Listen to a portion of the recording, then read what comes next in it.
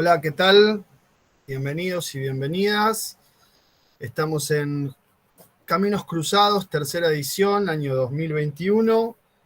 Hoy con la mesa número 5, donde van a participar Leila Jabase, Darío Fragomeno y Rafael McNamara. En ese orden, vamos a comenzar con las exposiciones. Primero de, entonces, Leila Jabase, acerca de la verdadera filosofía, Spinoza frente a Burke y Steno. Genial. Bueno, yo pensaba hablar un poco, pero al final decidí leer, así que ahí empiezo para que...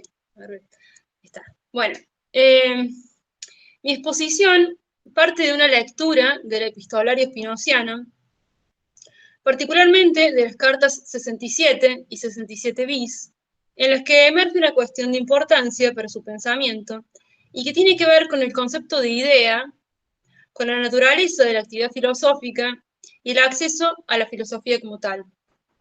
Creemos, pues, que la respuesta de Spinoza a sus dos corresponsales, Albert Burge y Nicolás Steno, tienen consecuencias a la hora de pensar su proyecto filosófico, tanto a nivel ético como político, y quisiéramos referirnos aquí sobre algunos de sus aspectos. Como es sabido, en septiembre de 1675, Albert Burge, un joven ex pupilo de Spinoza, que también había sido un amigo íntimo y un admirador suyo, le envía una extensa y apasionada carta en la que le implora que se convierta, tal como él mismo lo había hecho recientemente, a la fe católica. Sin embargo, a medida que evoluciona el texto, el tono de las palabras se eleva hasta volverse abiertamente agresivo y virulento, al punto de decir que la filosofía de quien fuera su maestro es tan incierta y fútil como lo es toda la filosofía, que Spinoza se ha dejado engañar por el diablo y por el príncipe de los espíritus malignos, y que finalmente no es más que, cito, un miserable pigmeo, un vil gusanillo de la tierra, peor aún, ceniza y alimento de gusanos. Fin de cita. Ese es el insulto a Spinoza. Sin embargo, pese a tratarse de una carta cargada de insultos, sí es posible encontrar un hilo de pensamiento que pone en cuestión algo de importancia. Esto es, la pregunta acerca de en qué consiste, en suma, la filosofía de Spinoza. Así le dice Burge Spinoza, y acá cito la pregunta clave. ¿Cómo sabe que su filosofía es la mejor filosofía entre todas las filosofías que antes fueron enseñadas en el mundo, las que se enseñan ahora o las que serán enseñadas en el porvenir? ¿Acaso ha examinado usted todas las filosofías, tanto antiguas como modernas, que se enseñan aquí, en la India y en todo el orbe terrestre? Y aunque los hubiese examinado debidamente, ¿cómo sabe que he elegido la mejor? Fin de cita. Como consecuencia de esta pregunta, dado que para Burke toda filosofía es incierta y fútil, y en el caso de la de Spinoza es totalmente falsa y conduce a quienes la siguen al desastre, exhorta a Spinoza a reconocer su pésima herejía, a creer en Cristo crucificado, a librarse de la perversión de su naturaleza y a reconciliarse así con la Iglesia. El remedio le parece fácil, cito, redímase de sus pecados, advirtiendo la funesta arrogancia de sus pobres y elocuados razonamientos. Fin de cita. Frente a este escenario, Spinoza inicialmente se muestra reacio a responder, pero lo hace de todos modos, alegando que ha recibido la insistencia de sus allegados y que ha decidido no faltar a su deber de amigo y escribirle unas pocas palabras. Le recuerda que cuando aún se encontraba en su pleno juicio, adoraba al Dios eterno e infinito, al Deus y Venatura, por cuya virtud caece y se conserva absolutamente todo, aunque ahora crea que él se deja engañar por un príncipe de espíritus malignos. Pese a ello, Spinoza recoge la pregunta de Burge acerca de la filosofía y la escribe, cito. Sin embargo, parece que usted quiere hacer uso de la razón y me pregunta cómo sé que mi filosofía es la mejor entre todas las filosofías que alguna vez fueron enseñadas en el mundo, se enseñan aún o serán enseñadas alguna vez en el porvenir. Seguidamente contesta Spinoza, cito de nuevo. Yo no presumo haber descubierto la mejor filosofía, sino que sé que conozco la verdadera. Pero si me pregunta cómo lo sé, responderé. Del mismo modo que usted sabe que los tres ángulos de un triángulo son iguales a dos rectos, y que esto basta no lo negará nadie que tenga el cerebro sano, pues lo verdadero es la piedra de toque de sí mismo y de lo falso. Fin de cita. Spinoza cierra su mensaje apuntando a los motivos que generaron la carta de Burr y lo que ella muestra de la constitución de sus afectos. O sea, se ha hecho esclavo de la Iglesia, guiado no tanto por el amor de Dios, cuanto por el temor al infierno, que es la principal causa de la superstición. Por lo demás, le recuerda el fundamento del Tratado Teológico Político, a saber, cito, que la escritura debe ser explicada solo por la escritura, fin de cita, y no por lo que refieren falsamente los pontífices. Ahora bien, acompaña esta carta de Burke otra carta más dirigida a Spinoza, en este caso por parte del médico y geólogo danés que mencionamos, Nicholas Steno. Lamentablemente no se conoce la respuesta de Spinoza a esta carta, como sí sucede con Burke, ni sabemos si llegó siquiera a leerla Spinoza esta carta. Tampoco es publicada con el conjunto de las epístolas de la ópera póstuma, a cargo del círculo íntimo de nuestro filósofo. Es Gebhard quien la adiciona a principios del siglo XX con el número 67 bis, en composición con la de Burke, aunque es incierta la fecha en que fue escrita. Sin embargo, esta carta también nos aporta algunos elementos más para pensar aquella pregunta acerca de la verdadera filosofía y el camino para acceder a ella. Se trata de una carta que Steno luego hace publicar, volviéndose una suerte de panfleto anti-espinosista. Se sabe que Steno es quien denuncia a Spinoza ante la Santa Sede, ¿no? Se publica esta carta. Se vuelve una suerte de panfleto anti-espinosista y que lleva por título, cito, Carta de Niels Stensen. Niels Stensen es el nombre danés para Nicolás Steno, latino. Carta de Niels Stensen sobre la verdadera filosofía al reformador de la nueva filosofía. En ella, Steno buscará mostrarle a Spinoza que, cito, solo en el cristianismo encontrará la verdadera filosofía que enseña de Dios cosas dignas de Dios y del hombre cosas convenientes para el hombre. La primera referencia que encontramos es sobre la reciente publicación del Tratado Teológico Político, de quien sospecha es Spinoza el autor. Allí le critica que refiere todas las cosas a la seguridad pública y que descuide por completo la salvación del alma. Cito, la religión que usted introduce es una religión de los cuerpos, no de las almas. Y en otra parte dice, de nada le sirve declarar que usted reserva a la filosofía el cuidado del alma, tanto porque su filosofía del alma no es más que un sistema de suposiciones, como por el hecho de que usted deja a quienes no son idóneos para su filosofía en un estado de vida tal que es como si fuesen autómatas sin alma, nacidos exclusivamente para el cuerpo. Fin de cita.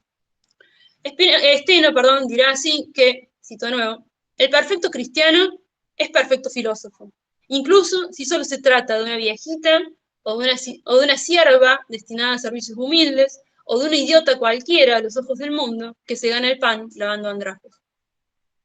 Para lo cual aduce dos ejemplos, cito, uno de personas que de una vida pésima se convirtieron en la santidad, otro de idiotas, nuevamente, así llamados por su manera de hablar, que al pie del crucifijo y sin otro estudio han conseguido noticias sublimes de Dios. Fin de cita. A diferencia de la filosofía spinociana, pues, la Iglesia les promete a todos la verdadera felicidad y seguridad, esto es, la felicidad y seguridad eterna, unida a la paz y a la verdad. Y a la vez proporciona los medios necesarios para su consecución. Cito, y todo esto no lo promete únicamente a los doctos, o a los dotados de un ingenio particular, como Spinoza haría, sino indistintamente a todos los seres humanos, cualquiera sea su edad, sexo o condición.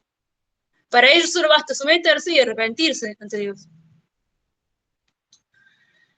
Quisiera ocuparme ahora de la respuesta spinociana, tanto la que le escribe explícitamente a Burke en su carta, como la respuesta que podría extraerse de lo que enseña en su propia obra. Digo, como no conocemos la respuesta de Spinoza-Steno, sí podríamos extraer una respuesta a partir de su obra. En este sentido, nos ha sido útil referirnos al Tratado de la Reforma del Entendimiento, una obra juvenil e inconclusa que Spinoza redacta alrededor de 1658. Pues la respuesta de nuestro filósofo, de carácter terminante acerca de no presumir haber descubierto la mejor filosofía, sino que sabe que conoce la verdadera, nos hace pensar en la cuestión del método y de su fundamentación en la naturaleza de la idea verdadera dada, es decir, en la existencia efectiva de la verdad. Dice Spinoza, y cito el Tratado de la Reforma. es indispensable, ante todo, que exista en nosotros una idea verdadera, a modo de instrumento innato, para que una vez entendida ella, se entienda a la vez la diferencia que existe entre esa percepción y todas las demás. Y como es evidente por sí mismo que la mente se entiende tanto mejor cuantas más cosas entienda sobre la naturaleza, resulta que esta parte del método será tanto más perfecta cuantas más cosas entienda la mente, y que alcanzará su máximo grado de perfección cuando fije su atención en el ser perfectísimo o reflexione sobre él. Fin de cita. Uno de los primeros elementos que podemos extraer de este párrafo es la noción de idea en tanto que verdad innata, que opera como una suerte de instrumento, y como tal es para Spinoza el fundamento de todo método, el cual consiste en deducir unas ideas claras y distintas de otras partiendo de dicha idea verdadera dada, cualquier idea dada verdadera que seleccionemos. De lo que se trata es de identificarla justamente en cada una y conocerla de manera adecuada, y a partir de ahí ir distinguiendo las ideas, ¿no? Ese sería como el método. Para ello es preciso una enmienda o reforma del entendimiento que consiste en separar las ideas inadecuadas de las adecuadas, así como la imaginación y el entendimiento.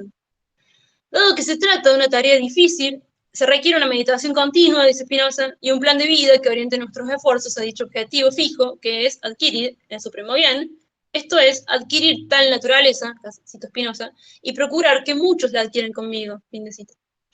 De modo que el método, para Spinoza, no es más que el conocimiento reflexivo, o, cito, la idea de la idea, fin de cita. Tal vez sea útil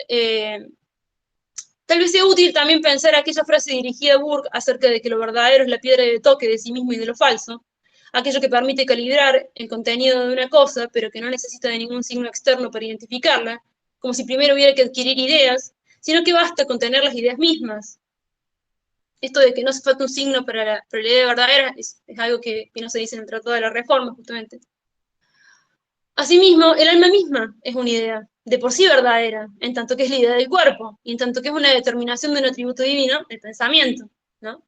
Entonces, la primera idea verdadera es el alma, ¿no? Que es la idea del cuerpo. Eso sería la idea. Por su parte, esta temática también puede vincularse con la primera proposición de la cuarta parte de la ética, que Spinoza le dedica a la servidumbre humana y a la fuerza de los afectos. Allí, en esta primera proposición, Spinoza sostiene, cito, que nada de lo que tiene de positivo, una idea falsa, es suprimido por la presencia de lo verdadero en cuanto verdadero, dice Spinoza. Fin de cita. La demostración de la misma aporta más claridad acerca de la naturaleza de las ideas, y cito la demostración de esta proposición.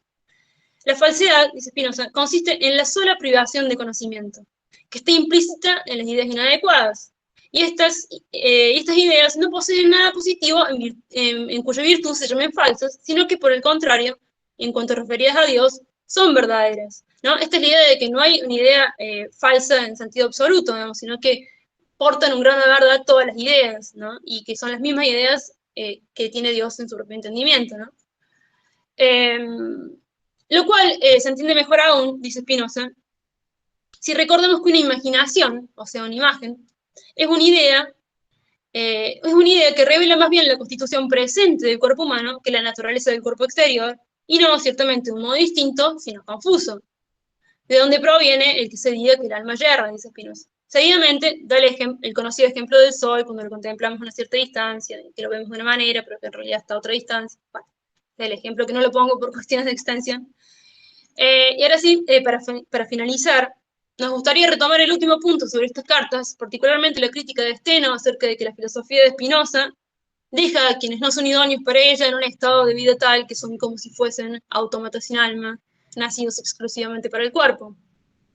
Acusando así que su filosofía excluye a la mayoría de los seres, que es una filosofía solo para un público de eruditos y no para los iletrados, los idiotas o las mismas mujeres. Nos resulta interesante este cuestionamiento, pues pone de manifiesto una problemática clásica de la filosofía, como es el acceso al conocimiento y a la comprensión verdadera de las cosas. Nos hace cuestionarnos si la filosofía spinoziana es una filosofía para todos o, por el contrario, lo es para pocos. A la vez remite a la cuestión de la imaginación y de la vida afectiva y acerca de lo que es necesario para prosperar para hacer prosperar la actividad filosófica.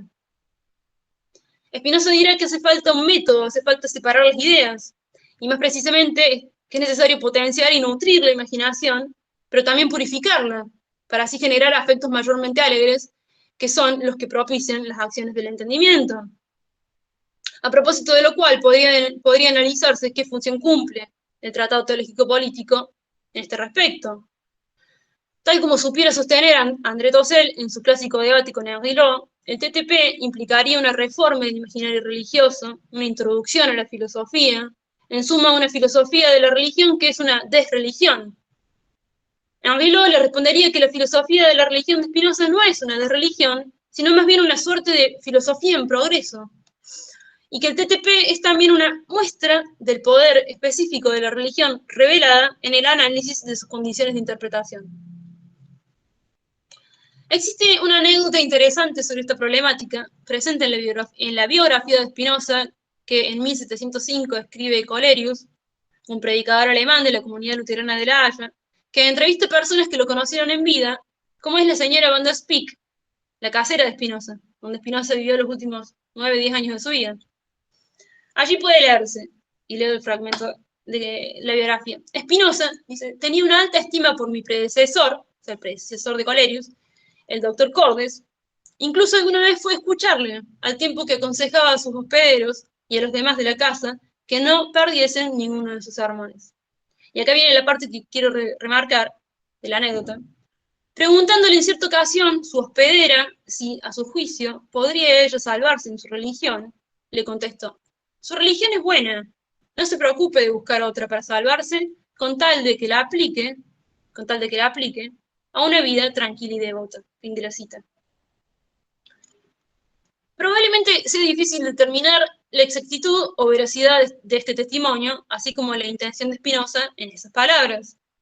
Pero tal vez podría pensarse que Spinoza habló con veracidad, pero con cierta equivocidad, al decirle que puede salvarse con su religión, pues sin duda no podría referirse a la salvación, que es la beatitud de la filosofía, o al amor intelectual de Dios, que nace del tercer género de conocimiento, y que no es producto de la obediencia a una religión.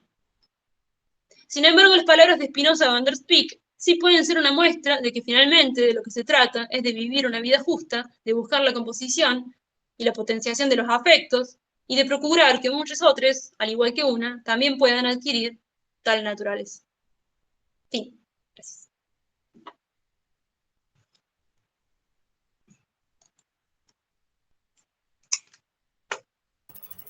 Muchas gracias, Leila. Continuamos con Darío Fragomeno y el trabajo Una lectura fichtiana sobre el nacionalismo a 200 años de la independencia de la región centroamericana. Adelante, Darío. Hola, buenas tardes. Mucho gusto. Bueno, como dice el título, originalmente lo pensé pensando en la región centroamericana, pero en el desarrollo más posterior creo que me quedaré con el caso costarricense. Bueno, voy a empezar. En la región centroamericana se ha conmemorado el bicentenario de la independencia sobre el Imperio Español. En el festejo de dicha conmemoración se hizo mucho alardeo del orgullo que significa ser parte a determinado país y en el caso de Costa Rica no fue la excepción. Por ejemplo, el actual presidente de Costa Rica, Carlos Alvarado, en la falsa dicotomía que planteó en su campaña electoral, planteó la pregunta, ¿qué Costa Rica queremos que sea la que llegue al bicentenario? ¿La del, entre comillas, progreso que proponía su partido o el conservadurismo evangélico? Falsa dicotomía, en tanto que la política desarrollada en estos casi 4 años de gestión han desarrollado un proyecto país cuya orientación está puesta en la promoción de políticas que apoyan a las grandes multinacionales en detrimento de los derechos laborales de los trabajadores.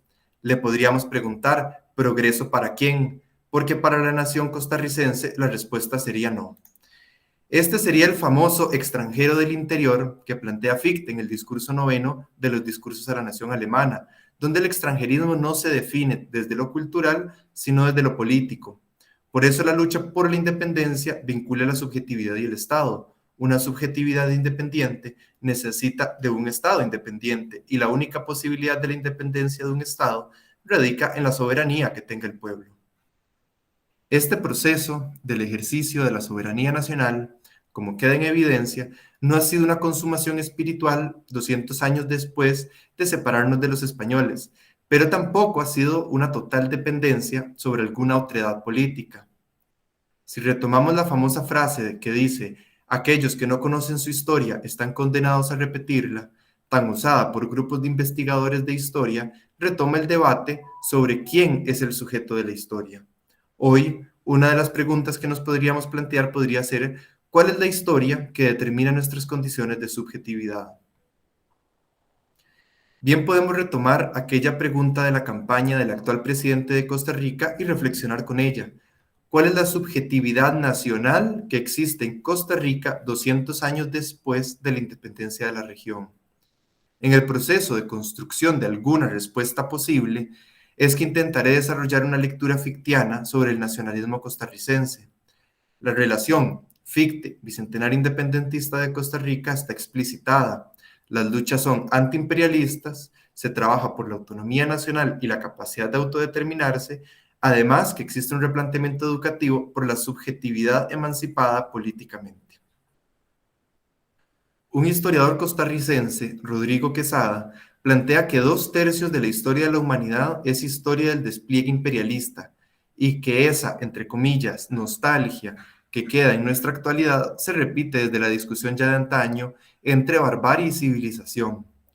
En palabras de Rodrigo Quesada, y cito, estos últimos, los civilizados, están en la obligación de llevarle a los primeros las delicias de, entre comillas, su civilización, por las buenas o por las malas. No hay elección, el diagnóstico continúa siendo el mismo, cierro comillas. Costa Rica, al igual que toda la región latinoamericana, sigue luchando contra políticas imperialistas que niegan ese yo colectivo e histórico que una sociedad tiene. Este extranjerismo, como se mencionó con anterioridad, puede ser interno o externo. Puede venir de presidentes que han vendido instituciones públicas, recortado en salud pública o inclusive recordando una de las últimas políticas neoliberales desarrolladas, perdonarle deudas tributarias a multinacionales mientras que al mismo tiempo se les subían impuestos a la canasta básica. O bien pueden ser externos, ya que puede llegar desde políticas económicas en las cuales se promueve la reducción de garantías sociales o, como ocurrió en la campaña nacional de 1856-1857, donde los mismos filibusteros estadounidenses bajaron desde Nicaragua para tomar control de Costa Rica. En cualquiera de los dos casos, el problema radica en la independencia de una nación y su capacidad de autodeterminación. Si seguimos por lo planteado por el historiador Quesada y recordamos la frase sobre cómo la historia condena a quienes la ignoran, los costarricenses se han construido nacionalmente desde su historia. Cual concepción hegeliana de la filosofía, ¿qué podría ver el búho de Minerva cuanto al cebuelo? ¿Una nación independiente o una extensión de otra nación?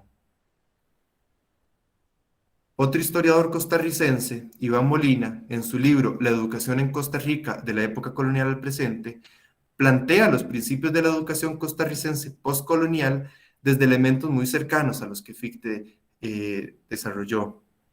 Cito, la tendencia a la secularización fue reforzada por la fundación en el decenio de 1820 de varias tertulias patrióticas que contribuyeron a difundir un cierto radicalismo republicano al enfatizar en la obligación de instruir a la población, cierro comillas. La construcción de nación se empezó a plantear desde la educación más instructiva humanísticamente hablando, pero a su vez se veía en constante puja por el interés de los grandes terratenientes por el desarrollo comercial de sus tierras de café.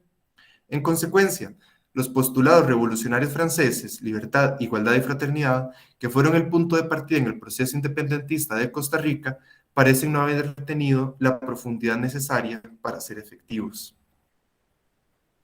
Después de una década de vida independiente, lo que más se impregnó en el espíritu costarricense fue el desarrollo de la actividad cafetalera como aspecto mercantil, donde el país, no la nación, fuera capaz de salir adelante.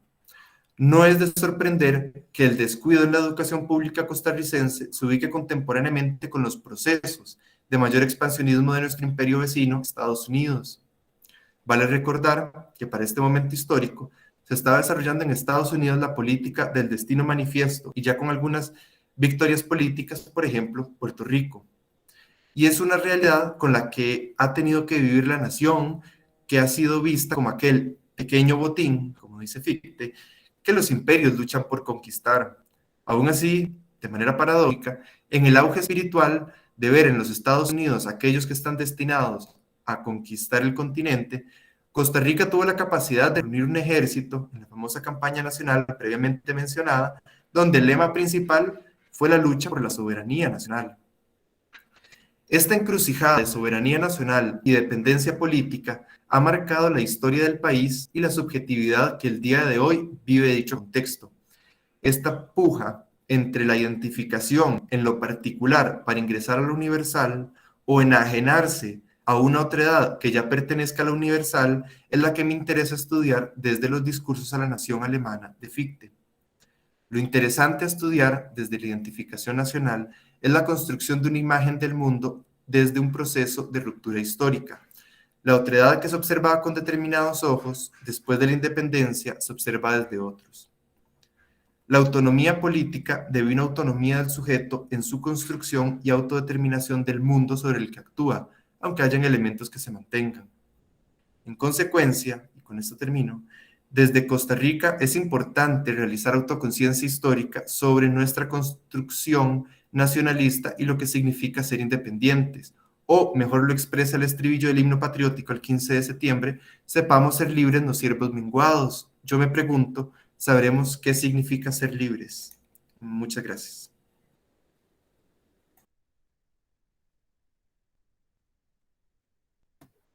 Muy bien, gracias Darío, muchas gracias. Continuamos con Rafael McNamara, Cuerpo sin órganos y Estado orgánico, un cruce entre Oscar del Barco, Ideas y Deleuze. Rafael. Gracias, Mariano. Bueno, empiezo sin preámbulos. Tanto Deleuze como Oscar del Barco retoman la idea de Antonin Artaud de un cuerpo sin órganos para pensar una suerte de ontología política. Voy a empezar entonces por ese cruce. El origen del concepto está en la conclusión de la obra Para terminar con el juicio de Dios, donde el poeta dice lo siguiente, y cito a Artaud: el hombre está enfermo porque está mal construido. Hay que decidirse a desnudarlo para restregarle ese animálculo que lo pica mortalmente, Dios, y con Dios sus órganos. Porque, átenme si quieren, pero no hay nada más inútil que un órgano. Cuando le hayan hecho un cuerpo sin órganos, lo habrán liberado de todos sus automatismos y le habrán devuelto su verdadera libertad. Fin de la cita. Alrededor de estas palabras de Artaud se produce un diálogo, o podemos producir nosotros un diálogo entre Oscar del Barco y Deleuze, que quizás tenga alguna consecuencia para pensar lo político desde un punto de vista argentino y latinoamericano. Para esto, la idea es cruzar esta noción de cuerpos sin órganos con la de estado orgánico, que venimos desarrollando en los últimos editoriales de nuestra querida revista Ideas. Vamos al primer apartado, entonces, que se llama Artaud entre la clínica y la revolución. El diálogo con Artaud atraviesa casi la totalidad de la obra de los dos filósofos, pero hay un punto específico en el que los dos caminos se cruzan de manera explícita y sincrónica, durante el año 1972, alrededor del alcance político del cuerpo sin órganos. 3 años antes, en Lógica del Sentido, el concepto aparecía por primera vez en la obra de Deleuze, y esa es la lectura con la que Oscar del Barco dialoga críticamente. Veamos entonces un poquito de Lógica del Sentido. Se puede decir que este libro, Lógica del Sentido, completa la primera exposición del sistema deleuziano, ya que continúa allí donde se detiene Diferencia y Repetición, publicado en el año anterior. Continúa con el problema del lenguaje y del sentido, justamente. En esa obra, el sentido es, por un lado, lo expresado en toda proposición, y por otro, el acontecimiento ideal que se produce sobre los cuerpos, pero que no debe ser confundido con su encarnación espacio-temporal. Es un extraser, dice Deleuze, que habita la frontera entre las palabras y las cosas. una superficie metafísica, que Deleuze trata de elucidar en ese libro a través de una lectura de Lewis Carroll, el autor de Alicia en el País de las Maravillas, y de la lógica estoica, entre otras fuentes. Esa superficie metafísica tiene relaciones complejas con otra dimensión ontológica que Deleuze llama profundidad.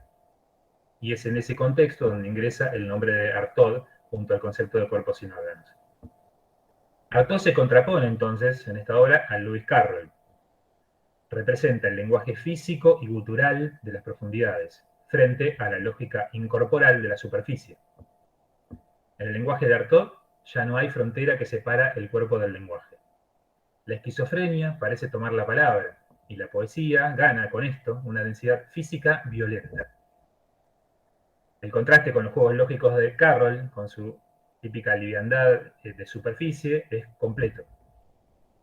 Por eso Carroll es tan importante en lógica del sentido, mientras que el lugar de Artaud es relativamente secundario, ya que, como quedó dicho, en esta obra se trata en primer lugar del problema del sentido en la superficie, y solo en segundo término de las intensidades y cuerpos en la profundidad.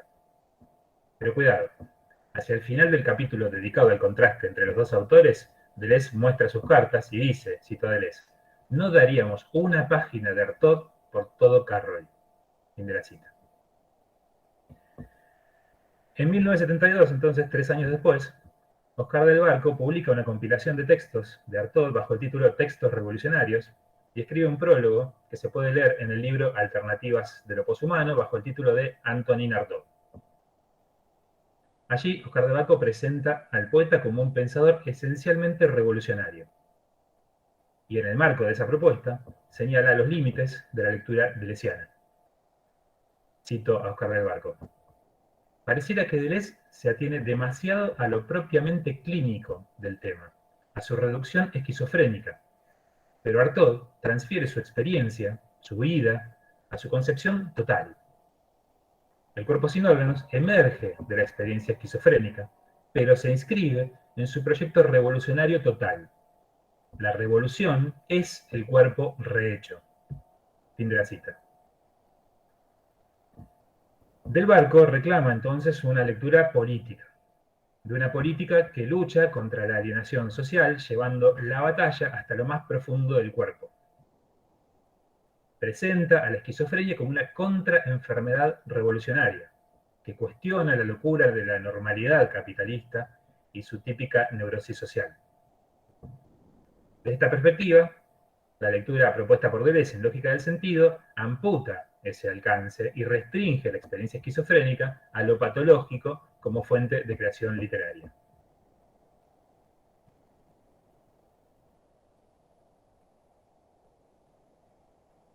Bien, vamos ahora entonces al segundo apartado, que se llama Artaud en el Antiedipo.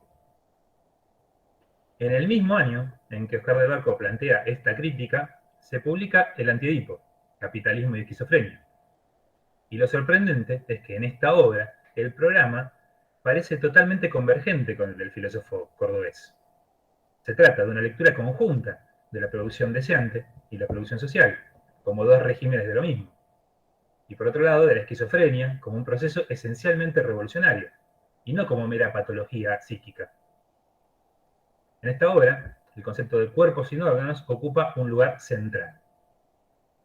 Deleuze y Guattari lo definen como, cito, el campo de inmanencia del deseo, y como, otra cita, la materia intensa, no formada, la matriz intensiva.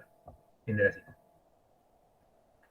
También se puede entender el cuerpo sin órganos como campo de individuación, es decir, como un presupuesto ontológico y elemento genético de todo individuo. A su vez, el cuerpo sin órganos funciona, al mismo tiempo, podríamos decir como fundamento y como límite de toda formación psicosocial, como espacio intensivo, donde se inscribe toda subjetivación y donde se distribuyen los flujos que surcan lo social. Flujos libidinales, económicos, políticos, mercantiles, estéticos, etc.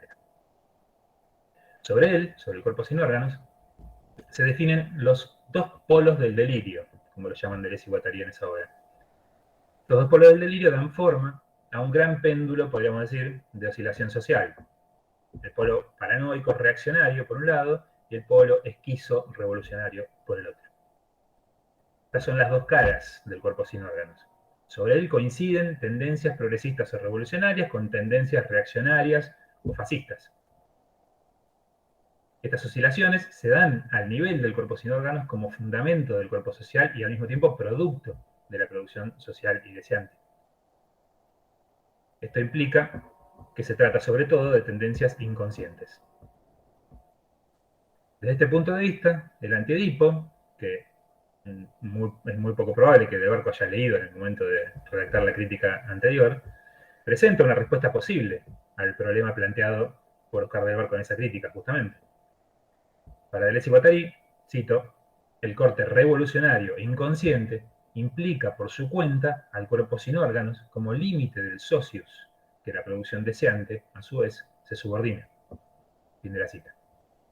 La revolución, o más precisamente el devenir revolucionario, pasa necesariamente por un trabajo sobre el cuerpo sin órganos.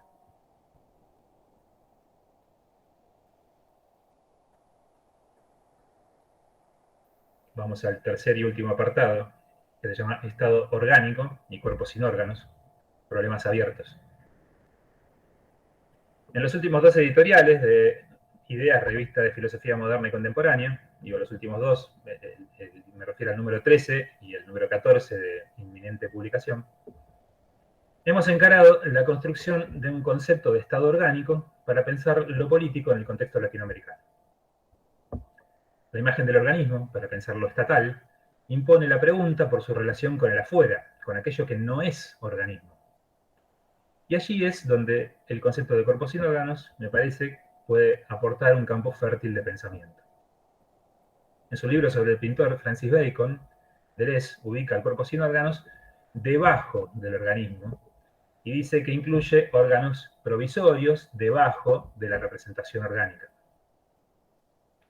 ¿Cómo pensar esa convivencia entre la vida no orgánica y el organismo? ¿Cómo pensar un estado orgánico que no solo se monte sobre un cuerpo sin órganos de intensidades salvajes preexistentes, sino que también construya y facilite activamente su propio cuerpo sin órganos? En el Anti-Edipo, el cuerpo sin órganos forma una marea oscilante, según los dos polos del delirio, que producen tanto subjetivaciones reaccionarias como revolucionarias. Hablando muy rápido y sin detenerme en los matices, estos dos vectores se podrían relacionar en la ontología política deleuziana con el contrapunto entre la pulsión de dominación de la mayoría y el devenir minoritario como impulso revolucionario. Ahora bien, en el editorial, a Ideas 13, decíamos lo siguiente, cito, los vaivenes de ese proceso nos hacen comprender que el dualismo entre mayorías y minorías es solo aparente. Al ser categorías que remiten a relaciones de poder y no a esencias, designan realidades múltiples y en devenir, necesariamente impuras. Vectores minoritarios conviven con pasiones reactivas en todo cuerpo, en toda persona, en todo colectivo. La diferenciación de tendencias y vectores no puede derivar en ningún dualismo ontológico, ni en su concomitante dualismo axiológico. No siempre es fácil separar la paja del trigo. Fin de la cita. También en contra de ese dualismo aparente, apariencia que pueden dar aquellos dos polos del delirio que mencionaba, en contra de ese dualismo, digo, el Anti-Edipo piensa la noción de cuerpo sin órganos como, cito, una sustancia inmanente en el sentido más espinosista de la palabra. Fin de la cita. Es sobre ese mar sustancial sin forma que se dibujan los modos finitos como diversas formas de vida posibles, como tendencias de los flujos afectivos, entre los que se disputa la conformación de situaciones político-sociales. Todo está sobre el cuerpo sin órganos, que ejerce todo tipo de presiones y tironeos sobre los organismos. No hay organismo que no deba resolver a su manera la relación con el cuerpo sin órganos, siempre de manera provisoria, para bien o para mal. Volviendo al cruce entre Deleuze y Oscar del Barco, quizás sea ese carácter espinosista del cuerpo sin órganos el punto donde el desacuerdo aparente entre los filósofos se transforma en esencial. Y quizás esto explique, en parte quizás, que aún después de la lectura política del cuerpo sin órganos en el Anti-Edipo, Oscar del Barco no mencione esta propuesta en sus textos más recientes sobre Artaud. En efecto, por si hacía falta, en su último libro, publicado en 2020, Oscar del Barco es contundente en su crítica a Spinoza, y esto permite sospechar que, entre líneas, esos dardos apuntan también, y quizás sobre todo, a las filosofías spinocianas en general, la de Deleuze entre ellas. Aunque esto ya corre por mi cuenta, porque como dije, Del Barco no hace mención a estas derivas contemporáneas. Sin embargo, a la hora de desarrollar su propia lectura política del cuerpo sin órganos, Oscar del Barco está más cerca de Deleuze y Guattari de lo que estas omisiones permitirían suponer. En el artículo El peligro y lo que salva, de 1991, el cuerpo sin órganos aparece como lugar de un más allá del sistema, como un cuerpo sin la ley del sistema, un ámbito donde la decisión artificial se transforma en espacialidad intensiva no alienada. En este sentido, el cuerpo sin órganos es el espacio de no sistema que el propio sistema produce como su negatividad esencial. Y al mismo tiempo es lo presupuesto por el sistema, como elemento donde se producen sus estrategias. Por eso es el lugar donde conviven tanto el peligro como lo que salva.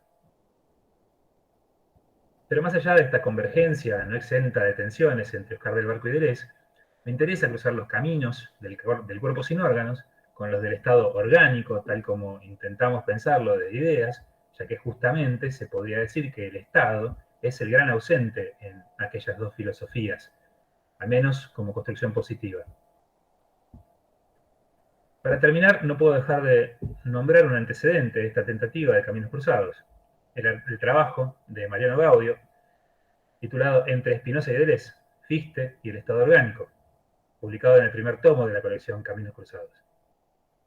A partir de ese concepto fichtiano, Gaudio exploró los caminos cruzados entre Spinoza, Fichte y Deleuze, mostrando que la tensión entre el estatalismo de los dos primeros y el antiestatalismo del último, es decir, de Deleuze, puede ser resuelta problematizando la instancia estatal a partir del carácter relacional y dinámico de la ontología que la sustenta.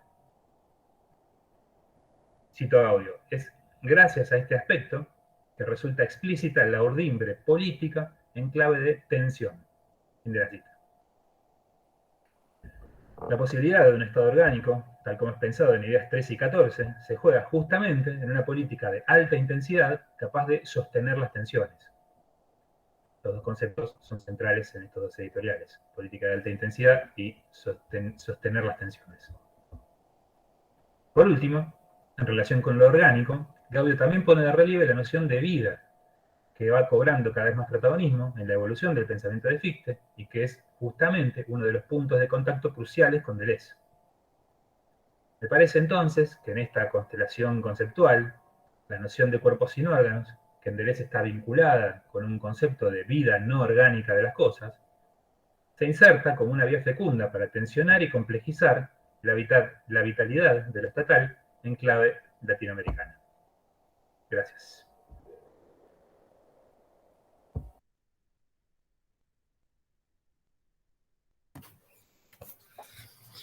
Bueno, muchas gracias, Rafa. Abrimos ahora un espacio para preguntas, análisis, comentarios. Pueden levantar las manos con el botón mano levantada o poner pregunta en el chat. María Jimena Solé. Gracias. Lindísimos trabajos. ¿Se me oye, no? No, ¿sí? Muy interesantes. Y en verdad tengo preguntas que me fueron surgiendo para los tres. Si puedo, hago una breve para cada uno y después... Por supuesto, adelante. Sí, bueno. Leila, a vos, esto quizás ya lo hablamos en el grupo, no lo recuerdo, pero vos... O sea, problematizás la noción de filosofía de Spinoza desde el Tratado de la Reforma del Entendimiento, lo cual me parece como un gran acierto, porque lo que aparece ahí es como el proyecto realmente filosófico y colectivo de este esfuerzo junto con otros por conocer. Y Y lo que aparece en la correspondencia con este antiguo discípulo que le dice los peores insultos y lo exhorta a hacerse católico, cristiano, es un bueno, con esta persona no se puede seguir hablando, o sea, por más que Spinoza intenta, porque le tiene cariño, y lo que le afirma es: mi filosofía es la verdadera. Lo sabemos, como se sabe una verdad geométrica. La pregunta es que si te parece que hay una tensión, o sea, yo no terminé como de entender si vos estabas planteando una respuesta desde el Tratado de la Reforma o si ahí hay una tensión entre las dos posiciones, la que aparece en la carta, afirmando la verdad de su filosofía, y esta otra presentación del proyecto filosófico como un esfuerzo en pos de algo que quizás no obtengamos, ¿no? O quizás sí, o quizás algunos en mayor medida que otros. Y si, para mí, que me gustan mucho los dos textos y estoy como muy a favor de una lectura de Spinoza en esas dos claves, pero siempre me resultó interesante pensar esa tensión, ¿no? Entre la filosofía en el Tratado de la Reforma, que parece más bien como una actividad, ¿no? Como un camino a recorrer, y esta otra posición de, bueno, no, mi filosofía es la verdadera. Hay un conjunto de proposiciones y un conjunto de afirmaciones que, al igual que un teorema geométrico, yo puedo decir que es verdadero. Y esa es mi filosofía, ¿no? Me parece que hay ahí una tensión, y bueno, no sé si vos intentabas, o si lo señalaste y se me pasó en tu exposición, o qué pensás de eso. Esa es mi pregunta. Creo que no te oímos, Ley, porque estás sin micro. Ay, perdón, no, es que sí, yo en realidad pensaba cuando leí la carta, cuando la volví a leer después de mucho tiempo, descubrí un montón de cosas y pensé como en la respuesta de Spinoza: mi filosofía es la filosofía verdadera, no es la mejor. O sea, no hay comparación, sino que... Yo digo, bueno, aquí hay dos opciones. O bien está como queriendo despacharlo, o sea, quiero decir, o bien es una mera petulancia, o bien está queriendo como despacharlo porque no le interesa discutir con Burke. Y yo creo que no, yo creo que Spinoza considera que su filosofía es la filosofía verdadera y que la justificación de eso se encuentra en el Tratado de la Reforma, porque justamente es el único lugar donde habla del método, o sea, del camino para acceder a la filosofía, y donde también habla de que es ahí donde el método se fundamenta en la idea, y en la idea verdadera, ¿no? Y yo pensaba, bueno, una filosofía que parte de pensar el alma como una idea que no puede ser sino verdadera, una filosofía que parte de eso tiene que ser la filosofía verdadera. Eso es lo que yo, o sea, el recorrido que traté de hacer un poco. Bueno, no sé si estaba tan claro en el texto. No, sí, me parece que sí, que eso sí que quedó claro. Ahora, entonces, entendiendo bien que estamos de acuerdo en eso, mi pregunta es, bueno, pero ¿hay una tensión entre concebir la filosofía como un camino a recorrer con otros, como un esfuerzo en pos de la verdad, y entender la filosofía como un conjunto de proposiciones verdaderas, ¿no? Esa es una pregunta que le hago a Spinoza, no es que te la hago a vos para que vos la tengas que responder, ¿no? Sino para... Yo creo que la atención está, pero que puede ser un poquito difuminada si uno piensa que entre una idea inadecuada y una idea adecuada hay una diferencia de grado. Que no hay ideas falsas totalmente, sino que todos estamos como en el reino de la imaginación, mayormente, pero que en la medida en que que podemos nutrir nuestra imaginación, al relacionarnos con otros modos, porque la forma de nutrir la imaginación es vincularnos con una mayor cantidad de modos distintos, y a partir de ahí empezar a generar afectos comunes, nociones comunes, ahí el camino de la filosofía se dibuja un poco, ¿no? Claro, ahí sí estamos un poco en desacuerdo. ¿Qué? ¿Estás en desacuerdo, Jimé? Sí. No, estoy en desacuerdo en que las ideas inadecuadas puedan conducir a ideas adecuadas. Me parece que son totalmente heterogéneas, ¿no? Que una idea inadecuada nunca se transforma en una idea adecuada. Así como una pasión nunca se transforma en un afecto activo. Puede ser que la mayor parte de nuestro tiempo, es cierto, según Spinoza, vivimos en el mundo de la imaginación, o sea, en el ámbito de las ideas de la imaginación, y nos guiamos en la vida con ellas. Eso no quiere decir que nos lleven al error, el error es otra cosa, Tampoco quiere decir que sea una mala vida, podemos tener una muy buena vida gracias a nuestras ideas inadecuadas, pero una idea adecuada es una experiencia completamente diferente, es pensar por uno mismo y Claro. es ser activo y no recibir huellas y encuentros azarosos que no controlamos y tener ideas que no podemos explicar de dónde provienen, ¿no? Porque una idea inadecuada es eso, es como una idea incompleta. La tenemos, pero no sabemos bien cómo se formó. Porque no depende de nuestra sola potencia de pensar. Entonces, Claro, bueno, pero una cosa es que igualmente, esto que vos decís, hay muchos que lo proponen, no es un error de lectura, es una interpretación, o sea, es una lectura que muchos la sostienen y que plantea como esta idea como de una especie de ascenso, ¿no? Bueno, cultivo la imaginación y de ahí asciendo al segundo género y de ahí asciendo al tercer género.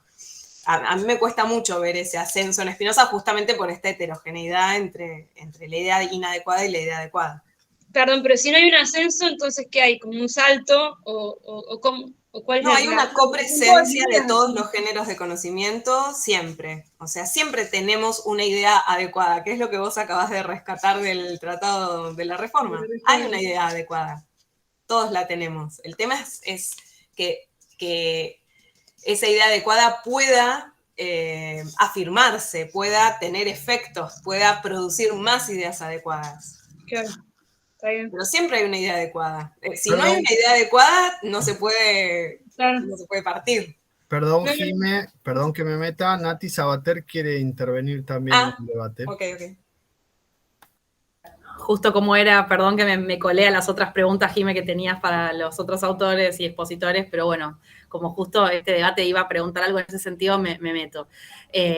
Me parece igual interesante esto que dice Jime de la atención, yo no lo había visto, pero lo que te iba a comentar, Ley, es que sí me pareció como súper rico y me dijo como otra cosa esto de mi filosofía es la verdadera, ahora que vos lo expusiste en relación con el Tratado de la Reforma, en el sentido en que sí, parece como que esa afirmación es como casi el dogmatismo, digamos, ¿no? O sea, es como el límite ya del pensamiento y sin embargo esto que vos decías de las ideas adecuadas e inadecuadas me hizo pensar, y quizás esto resuelve la tensión, Jime, de la que vos hablabas, que en verdad, así como, o sea, como que una filosofía es una visión del mundo y en ese sentido siempre es una actividad, o sea, es una forma de ser en el mundo y de vivir en el mundo.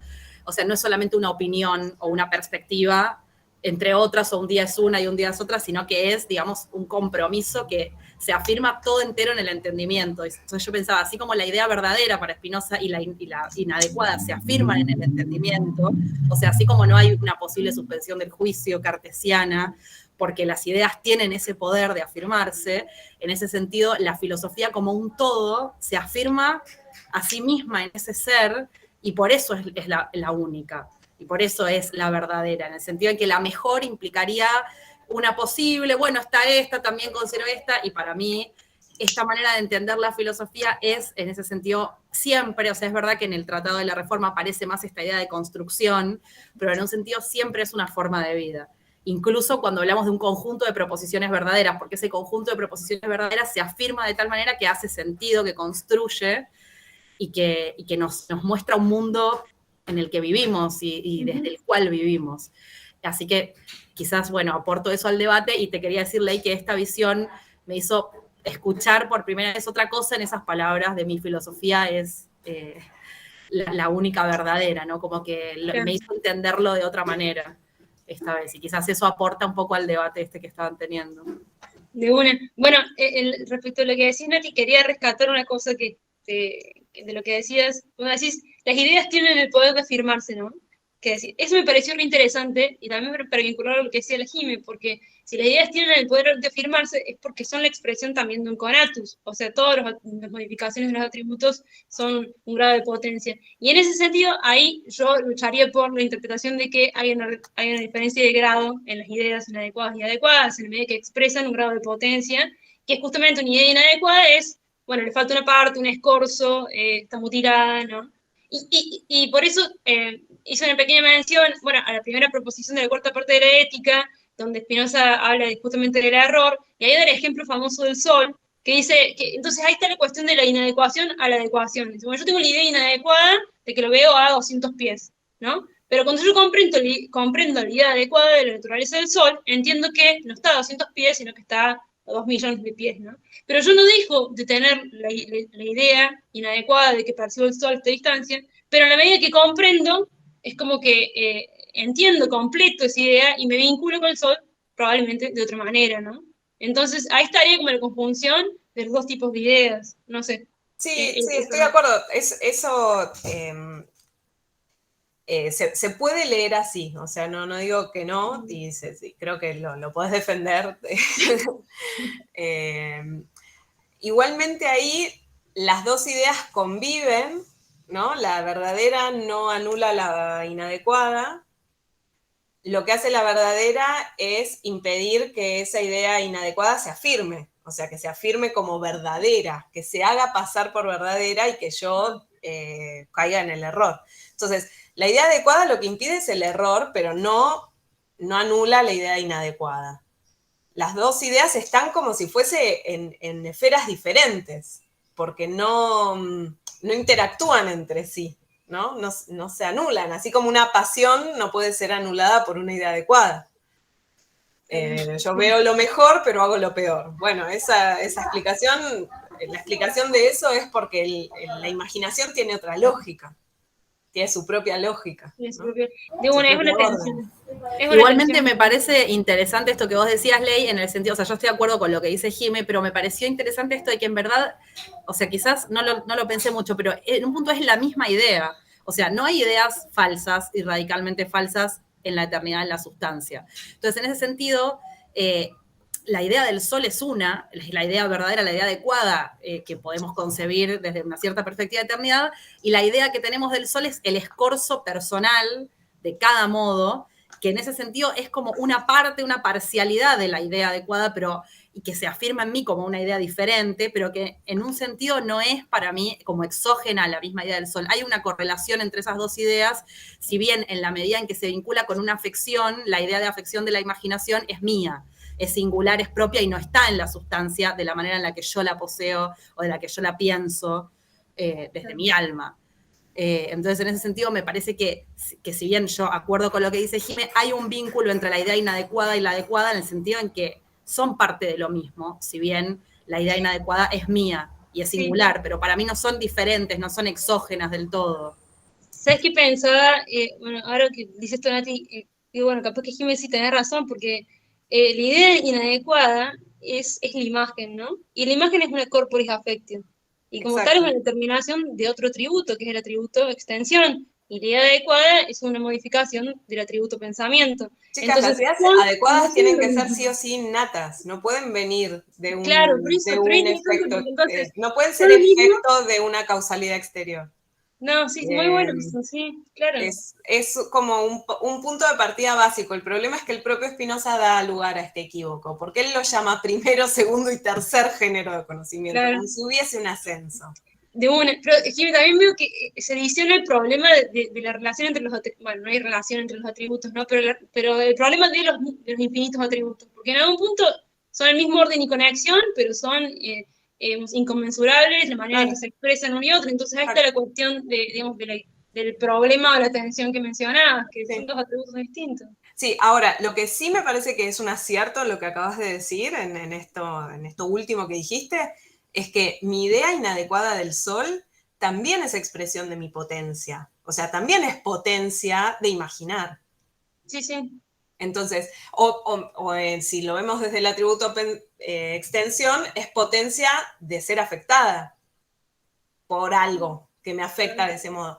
Entonces, en eso estoy de acuerdo, en que el hecho de que las ideas adecuadas sean efecto del ejercicio autónomo de mi potencia, o sea, que sean una acción de la mente, no le quita a las ideas inadecuadas el hecho de que también son, en cierto punto, el ejercicio de mi potencia de pensar. Pero no es el ejercicio autónomo de mi potencia de pensar. O sea, yo no soy libre cuando imagino. Claro, no es una acción del entendimiento. No es una acción. No es una acción ni del entendimiento ni del cuerpo. Entonces, lo extraño o lo difícil de pensar, me parece ahí, es esto del paso de la pasión a la acción, o sea, esto de la esclavitud a la libertad. O sea, Bueno.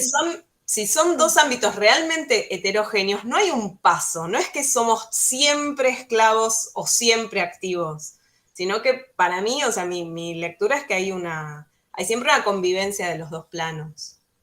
Bueno, Sí, pero para totalmente. tener unidades adecuadas hay que nutrir la imaginación de una mayor cantidad de afecciones. O sea, entre más cuerpos yo entro en relación. No, porque eso lo único que te lleva, puede ser que eso aumente tu capacidad de ser afectada, pero no va a aumentar tu capacidad de actuar. Al contrario, o sea, no necesariamente, porque la cuestión ahí... Perdón, Jimena Solé, no vale exponer. No, estamos Tenés que discutiendo. preguntar, no vale que vos hagas una exposición de la línea de interpretación. Bueno, perdón. Me parece que el comentario está bien, la contraposición de interpretación está bien, pero tampoco... Está bien, ok, me voy a autolimitar. Después seguimos. Leila, ¿vos querés decir algo más respecto No, está bien ahí. interpretaciones cruzadas? Esta interpretación es crucial, tal cual. Igual me impresiona cómo lo del espinosismo siempre llega a un consenso y la verdad, la autoridad prima. Es que la verdad El espíritu de la sustancia prima. La verdad se ilumina a sí misma. No. Bien. Claro, no necesito un signo externo. No. Bueno, vos, Jimé, pediste 3 preguntas. Sí, bueno, pero igual le puedo dejar la palabra a otra persona si quiere intervenir. Mis preguntas para Darío y para Rafa las hago muy breves. Para Rafa, mi pregunta, que yo creo que no sé si entiendo bien, la pregunta es si la vida de un cuerpo sin órganos, o sea, esta vida de un cuerpo que no tiene órganos, es diferente a la vida orgánica. O sea, si hay ahí dos nociones de vida distintas. ¿Y cómo se puede pensar eso? Y a Darío lo que le iba a preguntar es si en esta reconstrucción hay lecturas de Fichte que la haya encontrado directas o indirectas, o que si puede decir algo más sobre esta presencia o cómo es que hace, cómo es que trae a Fichte a estos temas y a estos autores, o sea, si hay esos rastros de esas lecturas. Rafa. Bueno, gracias, Jiménez, por la pregunta. Bueno, lo primero que hay que decir, digamos, me dijiste, bueno, no sé si entendí mucho, podríamos transformar la famosa frase espinociana y decir que nadie sabe lo que es un cuerpo sin órganos. Así que ahí no queda más alternativa que especular y ver qué quisieron decir al tomar esa expresión de Artaud, ¿no? Hay 1000 interpretaciones posibles, porque bueno, el propio Artaud lo único que dice es eso que leí, hasta donde yo sé. Tampoco es que hay un desarrollo conceptual en Artaud, porque bueno, Artaud no se dedicó a desarrollar ese concepto, tiró esa idea nomás. Entonces eso es lo primero que tendría para decir. Y en ese sentido me parece que el cuerpo sin órganos funciona como un nombre más, y bueno, a esa es la lectura que hago yo, y bueno, me hago cargo de lo que pueda haber de mí en eso. Me parece que es un nombre más con otros conceptos, como bueno, yo lo puse en línea con campo de individuación, por ejemplo, y sobre todo con el concepto de intensidad. O sea, la vida esa, efectivamente, hay otro concepto que aparece, que yo mencioné al final, que es el concepto también extraño, que nadie sabe exactamente que yo sepa qué quiere decir, que es el concepto ese de vida no orgánica de las cosas, ¿no? Es como que la vida, el concepto de vida en Deleuze, no se limita a la vida orgánica, ni se limita a un concepto biológico de vida, necesariamente, ¿no? Sino que es un concepto, yo puedo llamar metafísico, trascendental. En fin, cuando habla de una vida en el texto, la inmanencia de una vida, no es la vida de un cuerpo orgánico solamente, ¿no? Dice, una vida es otro nombre para el campo trascendental en ese texto. El campo trascendental, bueno, incluye la síntesis ideal de la diferencia, que trabaja en diferencia y repetición, incluye el ciclo virtual, incluye lo intensivo, bueno, en fin, ahí también hay interpretaciones cruzadas, por supuesto. Entonces, la vida esa, que no es la vida orgánica, es, digamos, resumiendo, lo que podría decir ahora, tiene que ver con la vitalidad de un campo trascendental que también, en diferencia de repetición, en algún lado dice, bueno, el campo trascendental se anima, un campo trascendental animado con todo tipo de cosas, esbozos, de cosas que no son cosas en realidad, que son singularidades, intensidades, etc.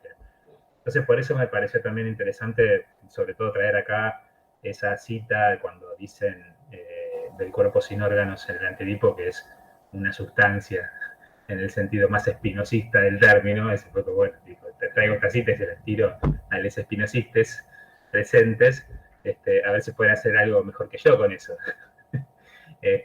Porque, bueno, sería el cuerpo sin órganos, parece que es uno de los nombres de la sustancia también. Así que bueno, no te voy a responder claramente.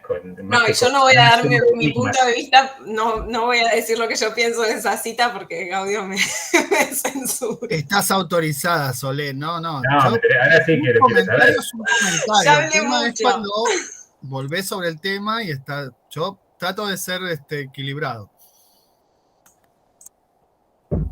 Bueno, pero por favor, en una axioma, Jiménez, ¿qué es la sustancia? No nos dejes ahora con la incógnita. No, al leerla lo que pensé es que tiene sentido quizás, porque los órganos serían determinación. Sí, perdón, entonces, iba a agregar eso, que no hay que entender literalmente que es un cuerpo que no tiene órganos, ¿no? Sino que justamente es un cuerpo, pero es una corporalidad intensiva, ¿no? Entonces tenemos que pensarlo en términos de intensidad, no en términos de extensión, ¿no? No es que es un cuerpo extensivo, sino que es un cuerpo intensivo, justamente, ¿no? Entonces, por ahí va la cosa, ¿no? Sobre todo la lectura de Luciana de Spinoza, ¿no? Que pone el énfasis en que la sustancia parece ser un cuerpo intensivo y los infinitos grados de esa intensidad son los que forman los modos finitos, ¿no? Claro, o sea, y en ese sentido habría como una continuidad ontológica, o sea, no necesidad de ir a una trascendencia o a otro plano para pensar el vínculo entre una vida no orgánica y una vida orgánica, y ahí habría una manera interesante de pensar desde Spinoza el vínculo entre totalidad, que es también fundamento, de un modo inmanente, ¿no? O sea, un fundamento no fundante, y lo que existe, lo que es, lo que actúa en ella, pero claro, de un modo determinado. O sea, con otro tipo de vida, porque es finito y es dura en la duración, o sea, durable, divisible. Claro. Una cosa sería la vida de los modos finitos, que sería la vida orgánica, otra cosa sería la vida inorgánica de la sustancia. Claro, exacto. Pero todo es vida, ¿no? Y están conectados, ese es el punto. Ninguno sin el otro. Y sin embargo, tiene que poder haber una diferencia, porque si no es como eso. Todo lo mismo. Claro. Sí. Tal cual. Bueno, entonces pasamos a Darío. Hola. Bueno, ¿cómo decirlo? Como la relación Fichte bicentenario de la independencia. Bueno, a ver, punto de partida, digamos, de la independencia centroamericana, a ver, son los postulados de la Revolución Francesa, la Ilustración, por ejemplo, el hecho de que la bandera de Costa Rica, Pacífica Fernández, agarró dos banderas de Francia, las cosió y las pegó, digamos, ese es el origen de la bandera de Costa Rica. Entonces, a ver, por eso en un momento toqué la cuestión de que los postulados de la Revolución Francesa no se impregnaron en la educación costarricense, porque sí se quería proyectar una imagen país que fuera emancipada, que fuera ya revolucionada, digamos, y que fuera independiente y autónoma, digamos, que el poder recayera en la sociedad civil antes que en otro tipo de poder externo. Eso por un lado, y por el otro, digamos, la vigencia de, ¿cómo decirlo?, del decirnos independizados, digamos, es lo que a mí me llama más la atención para hacer, digamos, una reconstrucción de un nacionalismo independiente, tal cual lo plantea Fichte, en la sociedad costarricense, porque bueno, mucho se ha discutido de que, no sé, muy bien, llevamos 200 años de vida independiente. Yo por eso no usé la frase que llevamos 200 años de vida independiente. Yo digo, hace 200 años nos independizamos del Imperio francés, del Imperio español, perdón, pero yo no sé, digamos, si en Costa Rica hemos tenido 200 años de vida independiente, porque, a ver, es una cuestión que tal vez sí se puede desarrollar más en el escrito, pero, a ver, acá tanto política y culturalmente hay muchos aires de querer ser el patio trasero de Estados Unidos, por un lado, pero por otro, digamos, uno se queja de que los productos extranjeros que se producen acá sean más baratos que los que se producen propiamente en territorio nacional. Entonces, tal vez toda este aire, digamos, de debatir la vida independiente y de la conmemoración de una independencia es lo que me llama la atención porque, a ver, los puntos de partida de Fichte en los discursos a la nación alemana también es la lucha contra el imperialismo.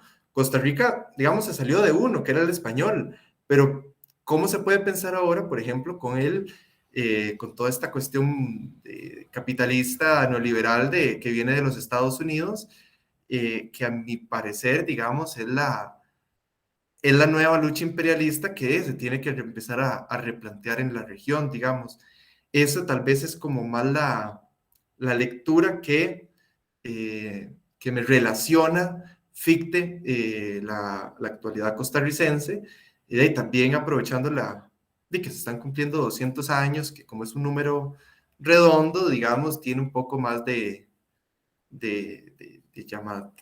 atención, digamos, de que llama más la atención, un número cerrado, entonces por eso también me evoca este tipo de cuestiones, pero bueno, no sé si respondí bien la pregunta.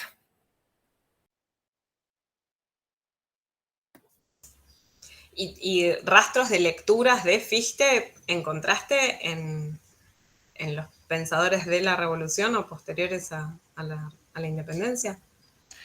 Acá en Costa Rica, digamos, como muy poco, digamos, ese es el gran problema, porque acá en Costa Rica, digamos, no hubo tanto desarrollo intelectual, digamos, como si hubo, por ejemplo, en Argentina, o, por ejemplo, en Nicaragua, digamos, donde se estaba la primera universidad y los primeros presidentes de Costa Rica fueron a formarse a Nicaragua, y si no los que venían en México.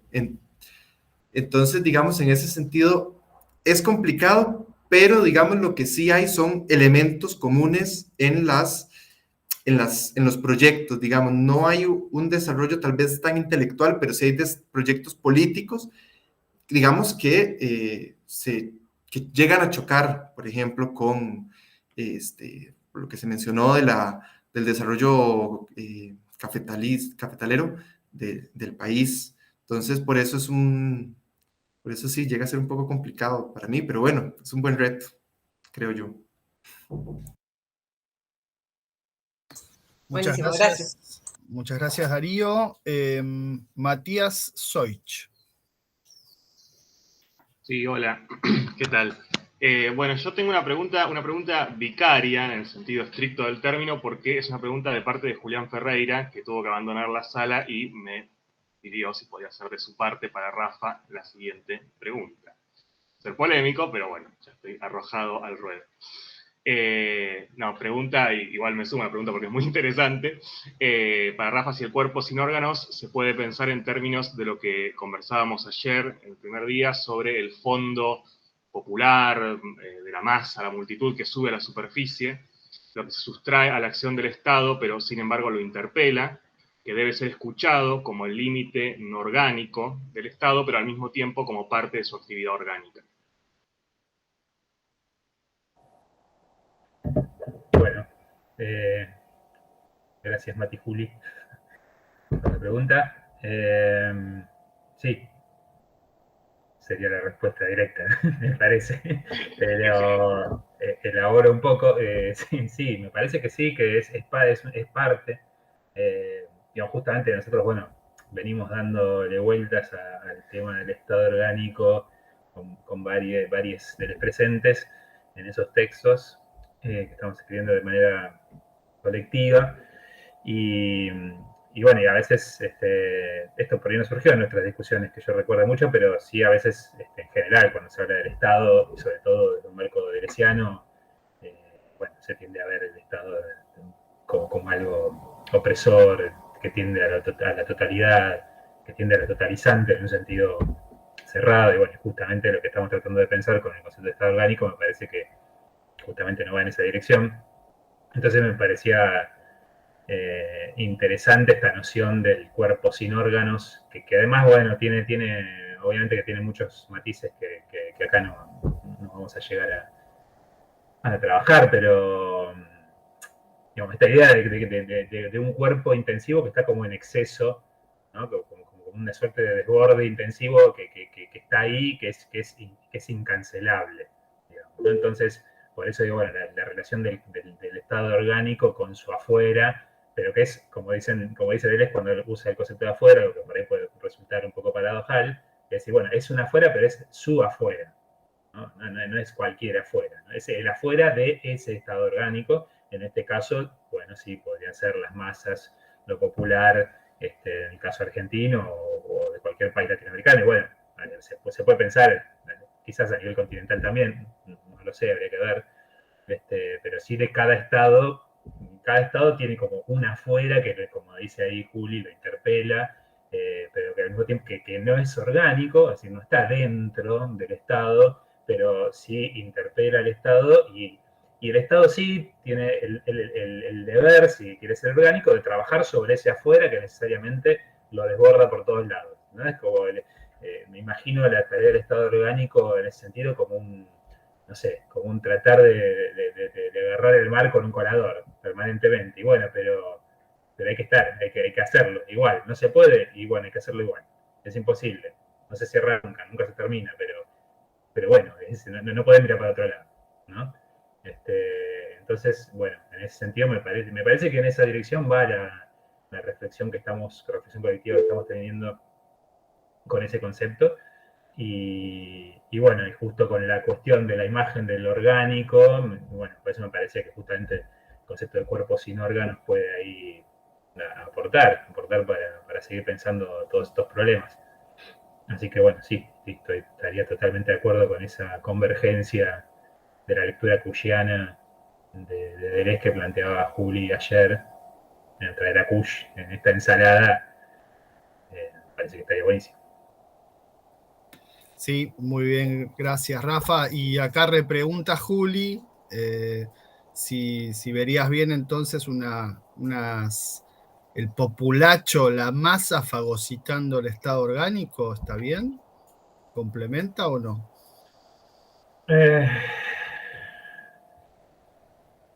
Podría, sí, habría que pensar, no sé, sí, habría que ver con el tema. Era un chiste, era más un chiste que salió mal. No quería hacer una pregunta. Porque pensé que era la pregunta. El moderador se tiene que moderar. Vicky Espósito ha levantado la mano. mano. Estoy citado, así que creo que puede hablar también, si quiere. Ahí está. Sí, me parece que el populacho siempre erosiona el estado orgánico. Es Martínez Estrada, está quebrando el pavimento, ¿no? La geografía que se presenta, es el fondo. Se presenta, el tema es, a mí me parece, ¿no? Poder, porque no apoyo un estado inorgánico, sino que darle cauce a esa erosión me parece muy importante. Pero bueno, abonando a este cuerpo sin órganos. A Martínez Estrada, ¿no? No sé si... Me parece que ahí pega bastante con lo de ustedes. Sí, Martínez Estrada es un autor que se puede traer también, con todos los matices, ¿no? Porque bueno, es un autor bastante intratable también, bastante complicado a su manera, pero en esto especial que decís vos, justamente esta idea del afuera pampeano y erosiona cualquier intento de construcción que se intente hacer, está ahí también. Es un autor argentino que se puede traer, sin duda. Sí. Me encantó, Rafa, la ponencia. Gracias. Sí. Muchas gracias, Vicky. No te olvides de apagar el micrófono. Tenemos otra pregunta de Federico Me hicieron un Vicum. conducto. ¿Pero qué es esto? ¿Qué es esto, Martínez Estrada? Federico.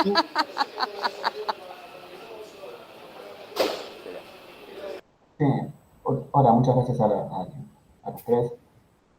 La pregunta es en relación con lo que recién preguntaba Julián y a través de Matías, a través de Mariano y te respondía Rafael. Quizás yo no conozco la filosofía de Deleuze y mi modo de pensar a veces es muy antropomórfico, pero entendí que Rafael proponía que el cuerpo sin órganos fuera una especie de nombre para la sustancia espinosista.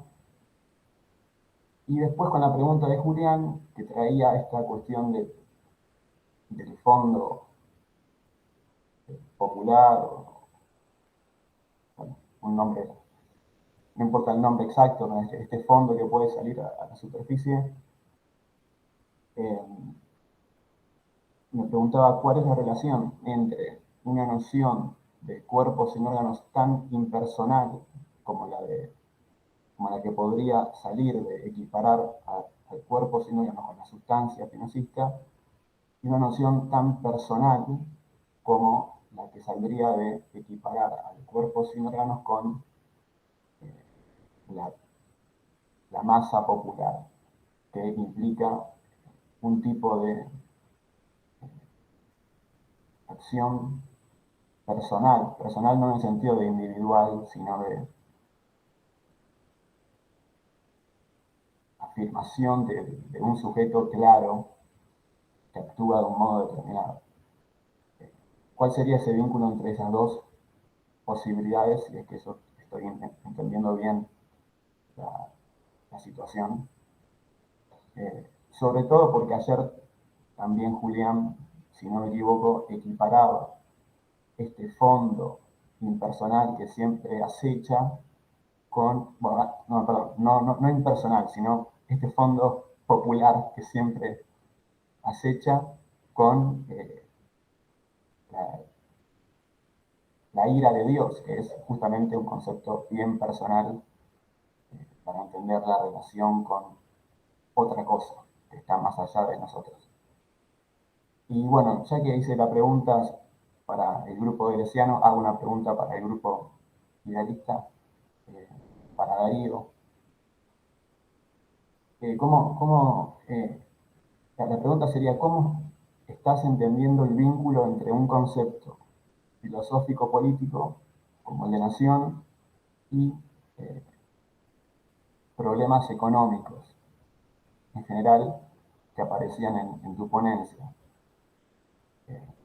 A mí me dio la sensación, me pareció, pero si me equivoco corregime, me pareció que estabas manejando una especie del siguiente razonamiento.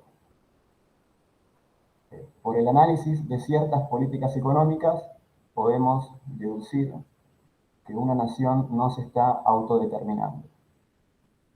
Sin embargo, como yo entiendo el concepto de nación, quizás no es la única manera, pero como yo lo entiendo, yo diría que una nación se puede autodeterminar en términos económicos del modo que quiera.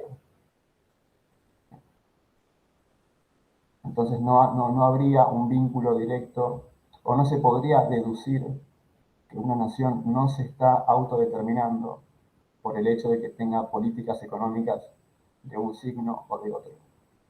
Entonces, para repetir mi pregunta, sería ¿cómo estás viendo ese vínculo entre un concepto filosófico-político y situaciones o decisiones económicas?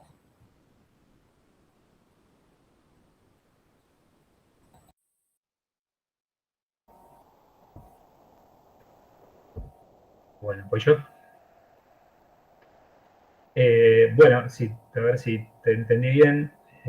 Federico, o sea, ves ahí en una tensión entre lo que sería según tu lectura, una vida personal del pueblo expresándose en la situación que fuera, frente al concepto altamente impersonal de cuerpos sin órganos, más si lo asociamos a la sustancia spinoziana, ¿no? Entonces, la pregunta es cómo se concilian las dos cosas. Bueno. Y bueno, ahí tenemos que entrar en, un poco lo que hablábamos con Jim hace un rato, en una serie, en algunas distinciones, me parece, ontológicas, ¿no? Porque, yo no tendría una lectura personal, o sea, en términos de que sería la forma de la persona lo que le da unidad necesariamente a una acción popular. Y por eso yo traía la distinción ontológica entre lo extensivo, podemos decir, ¿no? Lo orgánico, si se quiere, lo extensivo, los cuerpos que tienen órganos, frente a lo intensivo, que sería este cuerpo sin órganos y que no tiene forma. Una de las características del cuerpo sin órganos es que no tiene forma. Ahora bien, esas dos dimensiones, como la filosofía de lesiones y la filosofía de la inmanencia, no están separadas, ¿no? Sino que están entrelazadas, ¿no? Entonces, tenemos por un lado los cuerpos, ¿no? Uno puede, en una manifestación popular, ¿no? Digamos, pongamos por caso el 2001, que fue mencionado hoy en la ponencia de Gonzalo, decir, uno puede ir con un aparato, con un contador de personas y contar los cuerpos y decir, en la plaza hay X cantidad de personas, ¿no? Ahora bien, eso no explica lo que pasó en esa plaza. Yo diría que lo que explica lo que pasó en esa plaza, al menos en parte, es, en términos ontológicos, el cuerpo sin órganos intensivo, sin forma, esas intensidades que atraviesan los cuerpos y hacen que se produzca determinada acción, ¿no? Pienso en las masas como algo más bien amorfo y no personal, ¿no? Entonces, en ese sentido, me parece que no hay que perder de vista esto, ¿no? Que lo impersonal del cuerpo sin órganos pasa por los cuerpos, digamos, ¿no? Pero, por los cuerpos extensivos, pero es como una marea que te lleva, ¿no? Qué sé yo, uno puede pensar no solamente en cuestiones políticas, ¿no? Digo, qué sé yo, cuando uno está en un show de los redondos y de repente aparece el pogo, jijiji, te vas ahí, y no sos muy una persona en ese momento, digamos. O sea, sí, está tu cuerpo, pero tu cuerpo está siendo atravesado por una marea que te excede por completo y no controlás. Entonces, en ese sentido me parece que se concilian como dos dimensiones ontológicas distintas, ¿no? O sea, una cosa son las extensiones y otra cosa son las intensidades. Entonces, no sé, si lo ponemos en terreno de lo físico, vos tenés cuerpos extensos y tenés energías que los atraviesan, y las energías tienen otra lógica, ¿no? de conexión. Digo, si pensás en la conducción eléctrica, ¿no? La capacidad que tienen ciertos cuerpos de conducir electricidad y otros no. La electricidad sigue su camino, ¿no? Pasa por ese cuerpo y sigue su camino, ¿no? Y es una intensidad que tiene su propia lógica, que necesita los cuerpos extensivos para difundirse, pero no tiene la lógica mecanicista, si se quiere, que uno puede asociar a los cuerpos extensivos, ¿no? A dos bolas de billar, una le pega a la otra y produce un movimiento, digamos, ¿no? Porque una cosa son las bolas de billar y otra cosa es la velocidad de esas bolas de billar, ¿no? Para seguir multiplicando ejemplos de esta distinción, ¿no? Entonces, cuerpos sin órganos, me parece a mí, hay muchas citas para apoyar esta lectura, es una noción intensiva. Entonces, en ese sentido no tiene forma. En ese sentido, yo apuntaba a ese populacho, no tanto en términos de partes extensivas, partes extrapartes, sino de esas mareas intensivas que de repente desbordan, ¿no? Qué sé yo, uno puede pensar más recientemente hoy que se cumple un año de la tristísima muerte de Maradona, no puede pensar en todo lo que se armó con el desborde que fue el día de la despedida colectiva de Maradona, ¿no? ¿Qué pasó ahí, digamos, entre ese desborde emocional popular y un Estado que tuvo que lidiar con eso de la manera que lo hizo, digamos, ¿no? sin establecer un juicio de valor ahí, ¿no? No sé si con esto respondo, pero me parece que son como dos dimensiones ontológicas distintas que coexisten. Sí. ¿Puedo hacer una breve repregunta? Claro que sí, Fede, sí. La próxima igual poner preguntas en vez de pregunta en el chat. Ponerlo en plural pero sí, dale, te estoy cargando. Sí, pero, cuando decía persona, no me refería, quizás es una serie de malentendidos mutuos, pero no lo sé, lo digo por si quizás me expresé mal. No me refiero a partes extrapartes, sino, si se quiere, a una semi-jovesiana noción de persona, en la que el pueblo es una persona también, en el caso de que, o el populacho puede ser una persona también, quizás no en Hobbes, pero sí podríamos pensarlo en términos de una acción determinada. En el caso de la gente que se juntó por la muerte de Maradona, o el ejemplo del pogo en un recital, esa marea me parece extremadamente indeterminada como para que signifique algo. En cambio, entiendo que pero que esto quizás es un prejuicio mío, entiendo que cuando decimos que sube el fondo, nos estamos refiriendo a algo que tiene un sentido determinado, no algo que surge y que puede pasar cualquier cosa, como supo pasar en ciertos pocos, en los recitales. Pero tal vez es un prejuicio mío y tal vez no, tal vez es algo que sube y puede derivar en cosas maravillosas o en cosas muy feas. No sé. ¿Es así? Sí, sí, o sea, yo te respondí en términos ontológicos, quizás ahí pueda estar en parte el malentendido, pero sí, yo pensé también, yo dije, si bien dije partes y extrapartes, es cierto, y me concentré mucho en eso también pensé en la noción jovesiana de persona, que no deja de tener una lógica también extensiva, o por lo menos representacional desde el punto de vista deleuziano, ¿no? Es una noción representacional, por lo tanto, para Deleuze estaría más ligada al campo extensivo, ¿no? Entonces, bueno, aquello que uno dice de una parte extensiva lo puede decir de la persona en la medida en la que es algo mensurable, medible, representable en todo caso. Eso por un lado. Por el otro, que pueden pasar cosas hermosas y cosas terribles, no cabe ninguna duda. No hay una valoración del cuerpo sin órgano, no es ni bueno ni malo. Es amoral. Esa moral está ahí, digamos, ¿no? Entonces, bueno, por eso se producen también estos fenómenos a veces, lo social, de incomprensión total de ciertas contradicciones o acciones que uno no termina de entender, ¿no? Bueno, ¿cómo puede ser que hayan votado a este que les va a hacer el ajuste? ¿Qué sé yo? Bueno, qué sé yo, las intensidades tienen razones que la razón no entiende a veces. Y bueno, y me parece que sí, que por ahí partimos de ontologías diferentes. Yo no diría que entonces que no tiene ningún sentido un poco, o sea, que no tiene significación, y que sí, como decís vos, puede ser terrible esa significación, digamos, ¿no? O sea, acá Deleuze y Guattari están pensando en términos de algo que llaman individuaciones impersonales, y ponen como ejemplos cosas como una hora del día X, ¿no? O una estación, o uno podría pensar, qué sé yo, la imagen del pogo la podemos poner al lado de la imagen de un tornado. Un tornado es una cosa que puede ser muy destructiva, pero eso no quiere decir que no tenga una individualidad, un sentido, un modo de ser, un modo de afectar lo que hay a su alrededor. Bueno, habría que ver si el estado orgánico es capaz de orientar o dirigir de alguna manera, como decía Vicky, los tornados sociales que inevitablemente aparecen de vez en cuando.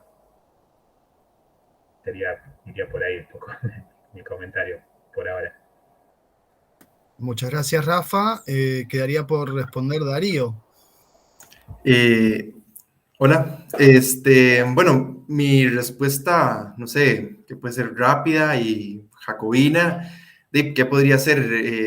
Responder con el estado comercial cerrado, digamos. ¿Por qué? Porque, a ver, yo lo que sí creo, es que a ver, hay una parte del concepto de nación que es cultural, histórico y social, etc. Otra que es política, pero otra que está relacionada con lo político también es la económica, digamos. Me parece que un Estado, una nación, no puede tener independencia si depende comercialmente para subsistir del negocio con otras naciones. Por decir algo, a ver, en el caso costarricense, digamos, Costa Rica, bueno, pasó dependiendo de la venta de café y la importación de productos esenciales básicos como arroz y frijoles, que en realidad acá se cultivan. ¿Qué fue lo que pasó, por ejemplo, en las guerras mundiales? Costa Rica cayó porque los precios del arroz y los frijoles subieron porque son productos básicos para la existencia. Pero el café era considerado en Europa un producto postre. ¿Me explico? Entonces, si se dejaba de importar café, para los europeos no iba a tener ningún problema. Pero ¿quiénes fueron, por ejemplo, los que cayeron en desgracia en ese proceso económico? Costa Rica, porque lo que importaba barato, ahora lo importaba carísimo, cuando tenía la capacidad de producirlo en sus propias tierras. Y lo que más solvencia económica le daba, que era la exportación de café, decayó totalmente. Entonces, ahí es donde yo digo la independencia social, la independencia política, la independencia de una subjetividad, está íntimamente relacionada a la dependencia económica que pueda tener con otra nación. Por ejemplo, más siglo XXI, las dependencias económicas que tiene Costa Rica con el Fondo Monetario Internacional, con las políticas intervencionistas de Estados Unidos, digamos, alimentan esta dicotomía de decir, yo quiero ser costarricense, pero de la manera estadounidense que puede existir. Entonces, ahí, para mí, desde la lectura que hago yo de Fichte, ahí no hay independencia, ahí más bien lo que hay es subordinación. Serían aquellas élites que hablan en francés que tanto critica a Fichte, porque el francés les da un estatus superior, cuando la elevación espiritual, digamos, sería más bien la defensa del autóctono, que en Fichte se habla de la lengua, pero que también está relacionado con lo político-económico, digamos. Me parece que esa vinculación sí es directa y sí es necesaria para una independencia. No, no se puede ser nacional en lo cultural o independiente en lo cultural y dependiente en lo económico. Me parece que son cosas que van ligadas. No sé si te respondo o no sé si estás de acuerdo, que también es válido, dicho sea de paso. Muchas gracias, Darío. ¿Querés repreguntar, Fede? ¿No? ¿Alguna pregunta más? ¿Puede preguntar el moderador inmoderado, entonces? Bueno, un poco en realidad la pregunta de Fede y con lo que estabas diciendo recién iba en sintonía con esta pregunta que tenía pensada para Darío. Vos hablaste hacia el final del trabajo de una autonomía política, ¿no? Y yo me preguntaba si con eso alcanza y qué implicancia tiene una autonomía política. Me parece que con lo que contestabas recién estás incorporando la dimensión económica en el sentido más de aplicación de la política y no como algo que se pueda escindir y justificar por separado. Pero aún así, entonces me quedaría la otra parte de la pregunta, que era cómo se articula esa autonomía política con la autonomía en relación con el sujeto. Vos hablaste de subjetividad en un momento, ¿no? Que estaría bueno que expliques qué entendés ahí por subjetividad. Y después para Rafa, bueno, sé que es una pregunta medio malvada, pero con toda la mejor intención. Vos hablaste de Oscar del Barco y lo trajiste, me pareció a mí como que estaría bueno que cuentes un poco más de Oscar del Barco y si llegás a olfatear, ver, presentir, digamos así, la posición política desde la cual él se sitúa. Me generó mucha incógnita eso a partir de tu trabajo. Empiezo. A ver, si la pregunta llegaría a ser algo así como la relación de una subjetividad independiente con un Estado políticamente independiente, mi respuesta, que tal vez la puedo basar un poco más en un escrito, sería la cuestión de la educación, ¿no? Porque que es básicamente el gran tema de los discursos a la nación alemana. Yo sé que no estoy diciendo nada nuevo o nada interesante, pero a ver, ¿cuál es el asunto? De nada, yo podría decir, de nada me sirve tener un Estado comercialmente cerrado con una educación que privilegie los logros de las otredades políticas con las que convivo, porque ahí lo único que terminaría causando sería como un deseo de ser parte de algo de lo que no es, no sé si me explico. No existe una apropiación de mi cultura, de mi historia, de mi espacio geográfico, de mi lengua, de mi contexto. Entonces, me parece que por ahí iría de parte de la respuesta, si es que entendí bien la pregunta. Y bueno, la cuestión de la subjetividad, bueno, siempre es un tema. Así que, no sé, o sea, a ver, en parte se puede ver la subjetividad del individuo y la subjetividad colectiva, ¿verdad? El individuo modifica la colectividad, la colectividad modifica al individuo, esa relación dialéctica, digamos, pienso, bueno, no sé si me estoy excusando mucho en el escrito, pero a ver, es algo que se podría desarrollar más, pero sí lo pienso, digamos, como esta relación no del individuo liberal, sino de la subjetividad en tanto miembro de un colectivo histórico, social, político, económico, como más integrado a su realidad, y que ese individuo se construye de manera subjetiva desde lo nacional, digamos. Eso sí me parece que lo nacional es una mediación que no se puede saltar o no se puede evitar, no se puede posponer. Pero bueno, no sé si te entendí bien la pregunta, pero creo que por ahí iría mi respuesta.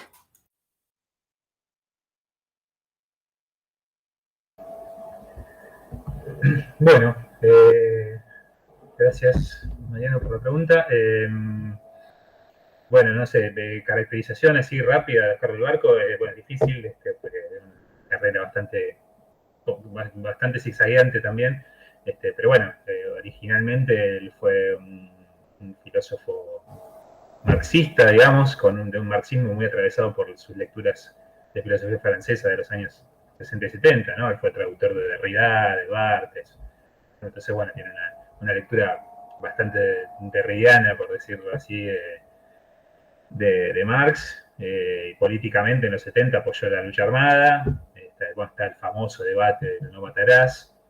Él hace un acto después de contrición, como lo llamó él, donde en cierta forma se arrepiente, pide perdón y demás, de una manera altamente filosófica, ¿no? Lo estoy diciendo rápido y mal.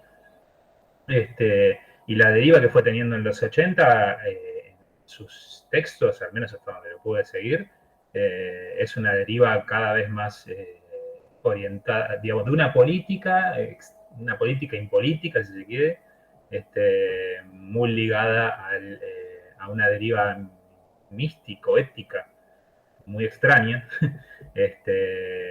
Y él tiene momentos que parece un místico medieval, casi, cuando habla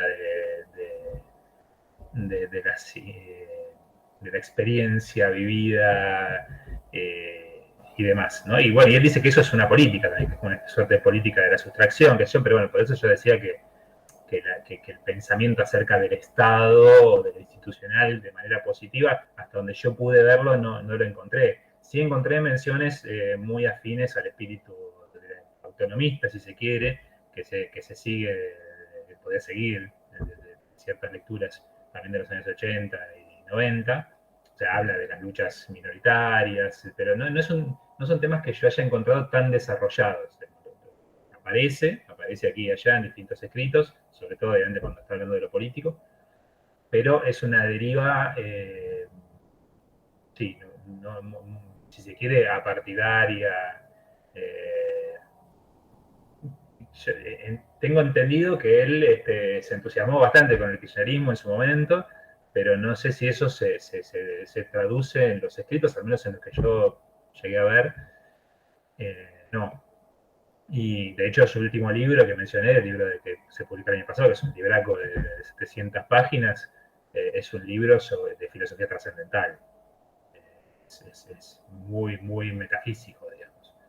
Muy, muy interesante, muy original. Aparece lo político aquí y allá, pero muy, muy, muy anclado en una especulación muy, muy, muy especulativa, valga la redundancia. Así que bueno, hasta ahí te podría decir.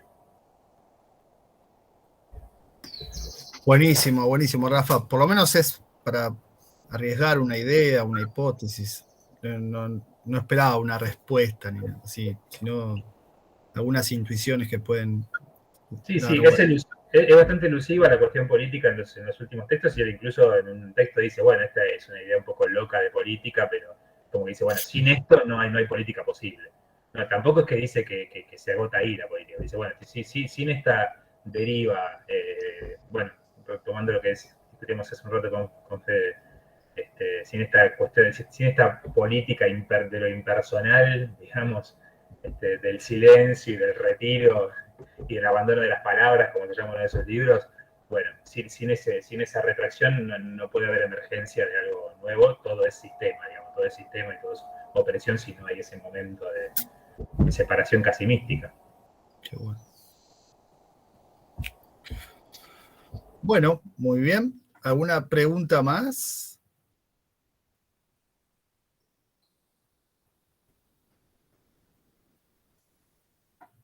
Si no hay más preguntas, damos por finalizada la mesa y continuamos mañana con la presencialidad y la transmisión por YouTube. Muchas gracias. Muchas gracias. Muchas gracias.